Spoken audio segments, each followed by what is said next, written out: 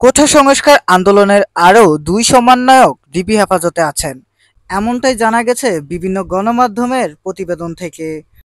Online news portal প্রথম আলো সহ বিভিন্ন নিউজ পোর্টালে গত ২৭ জুলাই রোজ রবিবার কোঠা সংস্কার আন্দোলনের আরও দুই সমন্বয়ক ডিবি হেফাজতে এই নিয়ে প্রতিবেদন প্রকাশ করা হয়। প্রতিবেদনে বলা হয়, কোঠা সংস্কার আন্দোলনের প্ল্যাটফর্ম বৈষম্য বিরোধী ছাত্র আন্দোলনের আরও দুই সমন্বয়কে হেফাজতে নিয়েছে ঢাকা মহানগর গোয়েন্দা পুলিশ শাখা।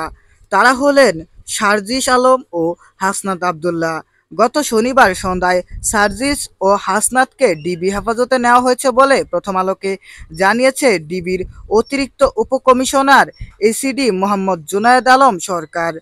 গত শনিবার রাত 9:30টার দিকে তিনি বলেন, আজ সন্ধ্যায় সার্জিস ও হাসনাতকে ডিবি হেফাজতে নেওয়া হয়েছে।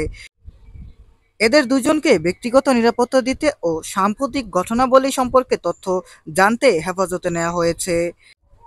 এর আগে গত শুক্রবার বিকেলে রাজধানীর ধানমন্ডির গণস্বাস্থ্যনগর হাসপাতালে চিকিৎসাধীন আন্দোলনের সমন্বয়ক নাহিদ ইসলাম ও আসিফ মাহমুদকে হেফাজতে নেন সাদা পোশাকে থাকা আইনশৃঙ্খলা বাহিনীর একদল সদস্য।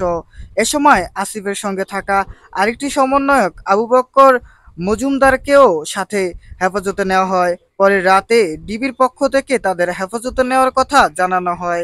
নাহিদ, আসিফ ও বারেক এখনও ডিবি হেফাজতে আছেন। ডিবি হেফাজতে থাকা কোঠা সংস্কার আন্দোলনের এই ৫ সমন্বয়কই ঢাকা বিশ্ববিদ্যালয়ের শিক্ষার্থী।